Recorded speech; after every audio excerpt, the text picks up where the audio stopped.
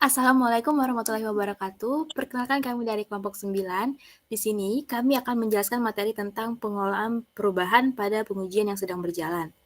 Perkenalkan, saya Heni Fitriani, kemudian ada Maulidatun Najwa, ada Januari Rizka Kamila, ada Nanda Oktaviana, ada Aliatur Rahma, dan Aura Safira. Yang pertama, SDLC atau Software Development Life Cycle. SDLC atau siklus hidup pengembangan perangkat lunak merujuk pada serangkaian tahapan yang digunakan dalam pengembangan, pemeliharaan, dan penggunaan sistem informasi. SDLC menyediakan kerangka kerja yang terstruktur untuk mengelola proyek pengembangan perangkat lunak dari awal hingga akhir. Tahapan-tahapan dalam SDLC seperti perencanaan, analisis, desain, implementasi, pengujian, dan pemeliharaan membantu memastikan bahwa pengembangan perangkat lunak berjalan dengan efisien dan efektif. Ini berikut di sampingnya ada contohnya ya. Tahapan dalam SDLC ada requirement analysis, desain, coding, testing, dan yang kelima maintenance. Next. Tahapan SDLC lanjutannya. Tahapan implementasi merupakan fase di mana ide dan rencana yang telah dirancang di tahapan sebelumnya mulai diwujudkan menjadi suatu produk yang nyata. Di tahapan ini, pembuatan kode program menjadi fokus utama, di mana tim pengembang akan mengimplementasikan desain yang telah dibuat sebelumnya menjadi kode-kode program yang dapat dijalankan. Selain itu, pengujian juga menjadi fokus utama dalam tahapan ini. Testing dilakukan untuk memastikan bahwa setiap bagian dari sistem berfungsi dengan baik dan sesuai dengan spesifikasi yang telah ditentukan sebelumnya. Implementasi merupakan tahapan di mana rencana dan desain yang telah dibuat di tahapan sebelumnya mulai diwujudkan menjadi produk yang nyata, dan pengujian memainkan peran penting dalam memastikan kualitas dan keberhasilan implementasi tersebut. Next. Selanjutnya ada testing. Testing merupakan proses pengembangan pada sistem informasi. Suatu proses menjalankan sebuah program dengan tujuan agar dapat menemukan kesalahan atau kegagalan pada suatu sistem informasi yang biasa disebut proses testing. Kapan proses pada pengujian itu berakhir? Yang pertama ada faktor biaya, yang kedua ada sudah sesuai kebutuhan, yang ketiga ada income sudah tidak dapat dilakukan, dan yang terakhir ada sumber daya dalam proses pengujian sudah habis. Lalu ada tes sistem. Tes sistem merupakan suatu kemampuan organisasi dalam melakukan suatu pengujian dengan mengelola komponen. Pada proses ini diharapkan dapat melakukan pengujian dengan benar agar dapat mencapai suatu tujuan bersama pada perusahaan. Ada beberapa jenis komponen pengujian, contohnya seperti proses pengujian atau tes proses. Lalu yang kedua ada perangkat pengujian atau testware. Yang ketiga ada lingkungan pengujian atau test environment. Selanjutnya ada tes atau tahap pengujian. Yang pertama ada unit testing pengujian unit, yaitu pengujian pada unit terkecil pembangunan sistem seperti kode program, kelas, atau function. Hal tersebut dilakukan guna memperbaiki kesalahan sebelum disatukan menjadi lebih besar. Kemudian yang kedua ada komponen atau subsystem testing, yaitu pengujian pada subsistem dari sebuah sistem yang dibuat secara tersendiri sebelum modul lainnya digabungkan. Yang ketiga ada integration or product testing, yaitu pengujian untuk memastikan komponen-komponen sistem terhubung dan berfungsi dengan baik sebagai satu kesatuan. Keempat ada string testing, yaitu pengujian untuk mengevaluasi tipe string yang digunakan dalam sistem. Selanjutnya ada system testing, yaitu pengujian untuk memastikan seluruh sistem yang dikembangkan siap digunakan. Lalu ada user acceptance test, yaitu pengujian oleh pengguna atau klien untuk memastikan bahwa sistem memenuhi kebutuhan dan harapan mereka. Dan terakhir ada pilot test, yaitu pengujian untuk mengetahui supaya sistem sudah siap mendukung pada operasional sebenarnya. Selanjutnya adalah test plan templates. Nah, jadi di sini kita akan membahas berbagai komponen yang perlu ada dalam sebuah rencana pengujian. Di slide itu ada gambarnya, kemudian slide selanjutnya. Nah, untuk slide selanjutnya adalah penjelasannya.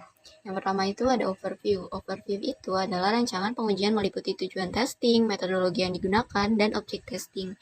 Yang kedua ada bounds. Bounds itu untuk menetapkan batasan dan cakupan pengujian. Yang ketiga itu ada quality risk. Quality risk itu merupakan hasil dari analisa sebuah kualitas risiko yang telah dilakukan sebelumnya. Dan yang keempat, ada Proposed Schedule of Milestones atau PSM, berisi jadwal pada kegiatan utama dalam melakukan pengujian. Baik, selanjutnya ada transition. Transition ini memiliki kriteria yang penting untuk mengetahui mulai serta akhir pada tahapan pengujian. Dilanjutkan dengan config dan env, merupakan pengujian perangkat lunak, perangkat keras, jaringan, serta lokasi pengujian.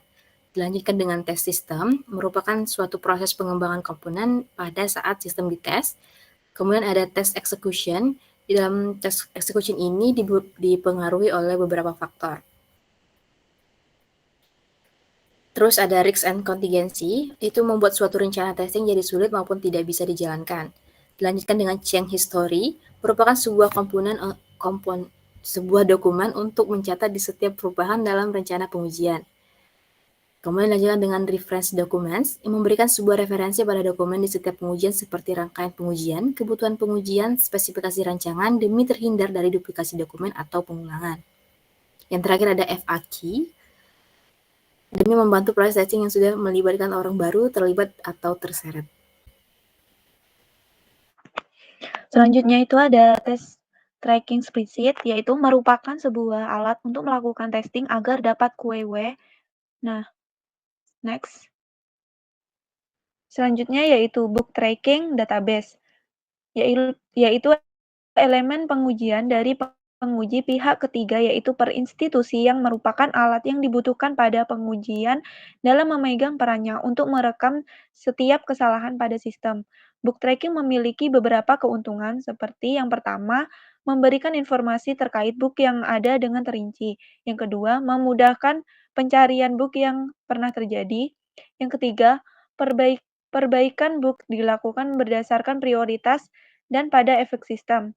Yang keempat, book yang sudah pernah terjadi memberikan gambaran sebagai referensi.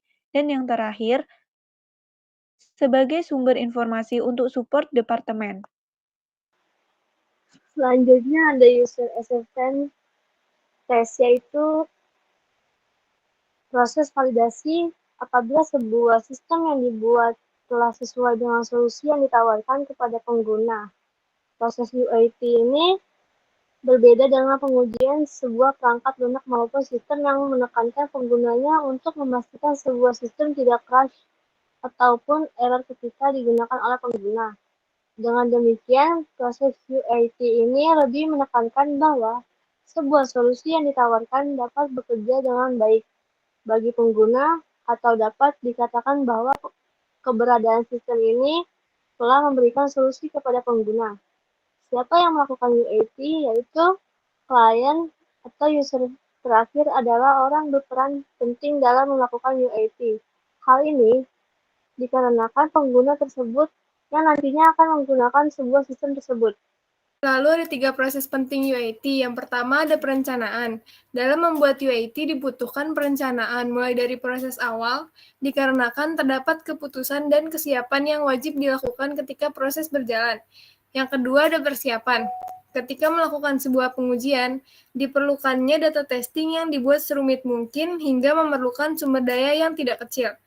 Yang ketiga ada pengelolaan dan eksekusi. Ketika proses pengujian berakhir, seorang user atau pengguna wajib memberikan kesimpulan terkait sistem yang diuji telah berhasil atau belum.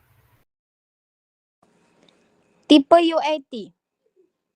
Tipe UAT itu yang pertama ada alpha dan beta, contract acceptance, yang ketiga regulation acceptance, yang keempat operational acceptance, dan yang kelima black box. Dan yang terakhir ada 3 manfaat UAT, yaitu 1. Memudahkan programmer dalam proses pengerjaan, 2. Kesesuaian pengguna, dan 3 atau yang terakhir hemat tenaga. Baik, itulah yang dapat kami sampaikan. Lebih dan kurangnya kami mohon maaf. Wassalamualaikum warahmatullahi wabarakatuh.